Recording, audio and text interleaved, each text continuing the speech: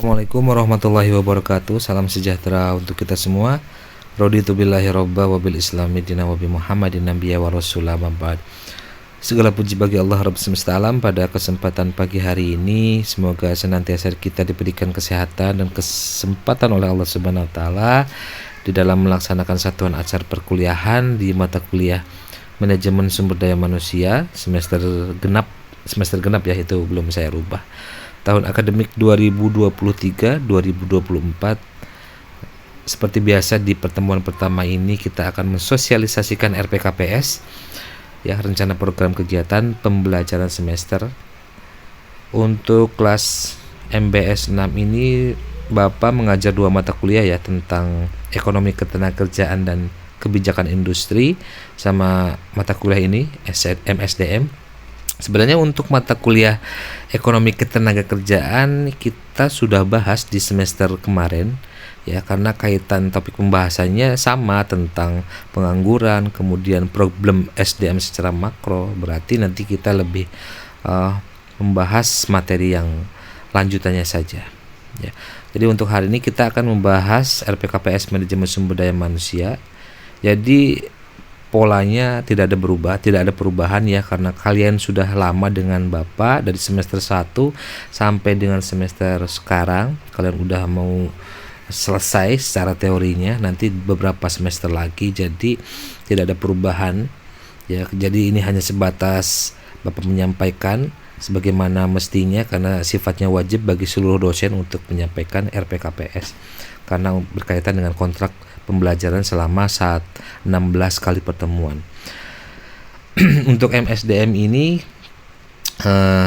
RPKPS-nya masih bukan meniru ya, masih sama dengan Universitas Gadjah Mada ya, kaitannya dengan outcome based education. Itu kan OB itu masih yang lama.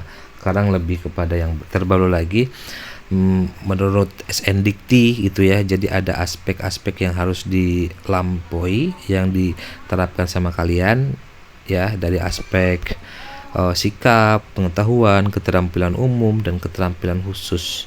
Artinya dari aspek-aspek ini harus kalian penuhi, dan kalian harus lihat outcome-nya. Nanti penilaiannya dari saya, outcome-nya. Outcome itu adalah keluaran. Jadi ketika kalian sudah memahami mata kuliah selama 15 pertemuan, berarti keluaran kalian adalah dilihat dari keterampilan khususnya, yaitu kalian mampu menyusun artikel ilmiah yang berkaitan dengan ilmu-ilmu yang diperlukan dalam bidang MSDM. Banyak ya kajian-kajian yang membahas tentang IPM ataupun artikel ilmiah tentang MSDM ya, banyak.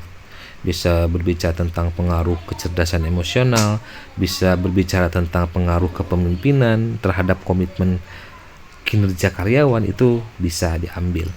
Nah, itu capaian pembelajaran mata kuliah. Jadi kalau ini adalah narasi-narasinya 1A, 1B, 1C, 1D, dan 1E, itu berkaitan dengan sikap. Kemudian 2A, 2B, 2C itu berkaitan dengan pengetahuan. Kemudian 3A, 3B, 3C, 3D itu berkaitan dengan keterampilan umum, dan yang poin keempat itu berkaitan ataupun meliputi keterampilan khusus ya. Jadi ini kalian sudah paham ya, sudah tahu. Silahkan kalian baca lagi. Kemudian kalau melihat deskripsi mata kuliah ini, kita akan berbicara tentang manajemen sumber daya manusia ya.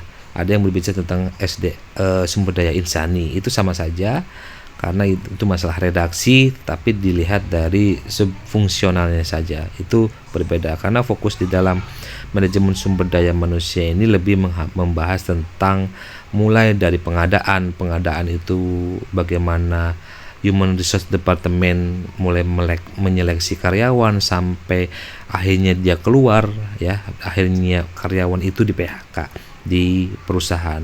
Kemudian tujuan pembelajaran dari mata kuliah ini ya, kalian nanti bisa memahami ya, buku-buku banyak sebenarnya, buku-buku MSDM yang berkaitan tentang strategi pengembangan karyawan juga banyak, karangannya Anwar Prabu Mangkunagara, itu banyak ya. Jadi kalian bisa memahami fungsi-fungsi MSDI. Kemudian kalian bisa menjelaskan lagi secara konseptual apa itu manajemen sumber daya manusia, ya. Kemudian kalian bisa mengidentifikasi masalah yang berkaitan dengan implementasi fungsi-fungsi MSDM dalam organisasi. Jadi nanti bisa searching di mana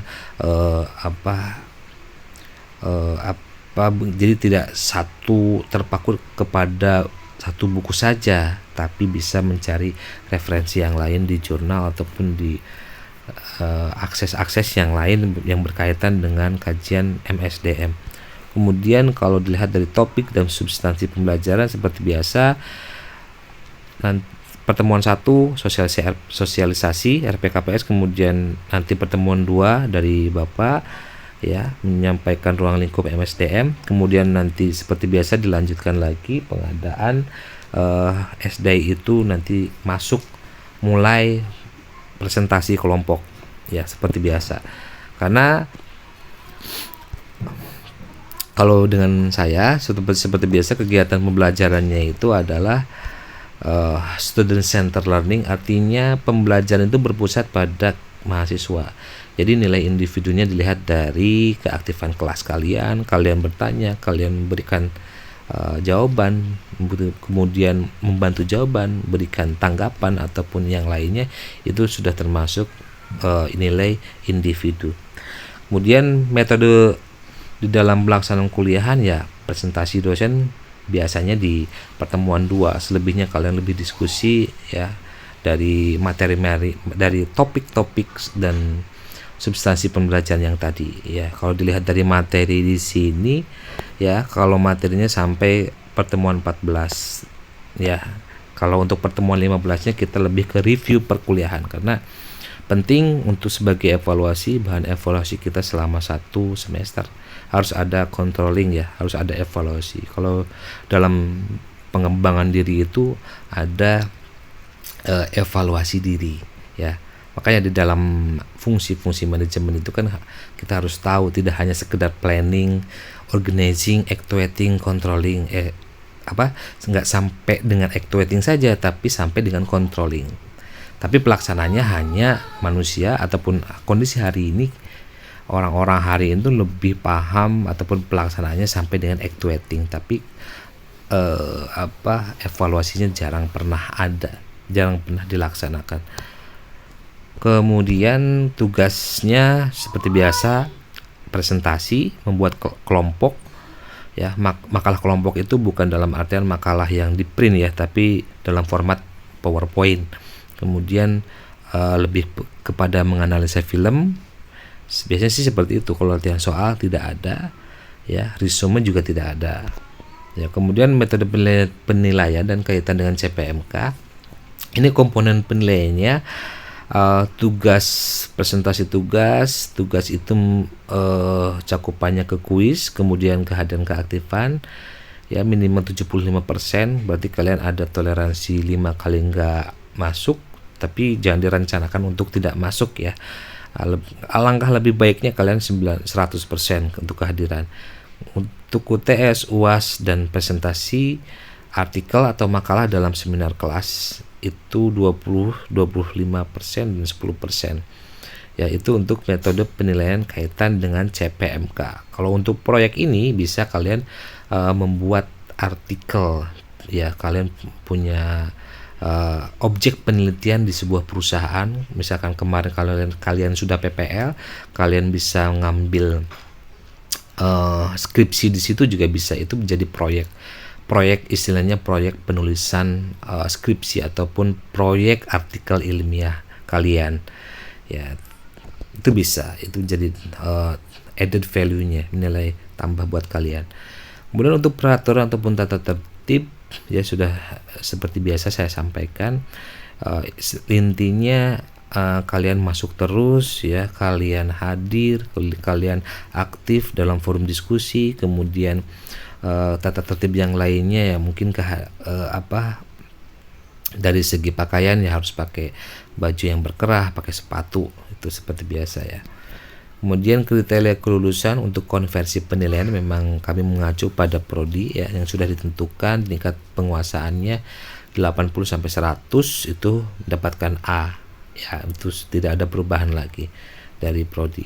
Kemudian sumber referensinya Anwar Prabu, ya, ada tentang manajemen sumber daya manusia, dari website juga boleh, dari jurnal-jurnal juga boleh, dan dari ruang baca virtual UT juga bisa. Jadi bisa diakses membaca buku di HP. Mungkin itu saja yang bisa saya sampaikan.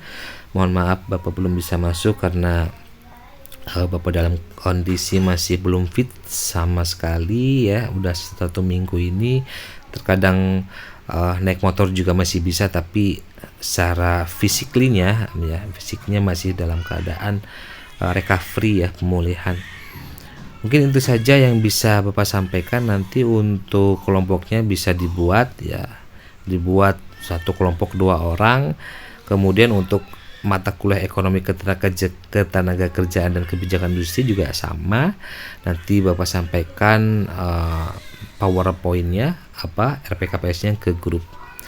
Hasbunallah wa ni'mal wakil. Assalamualaikum warahmatullahi wabarakatuh.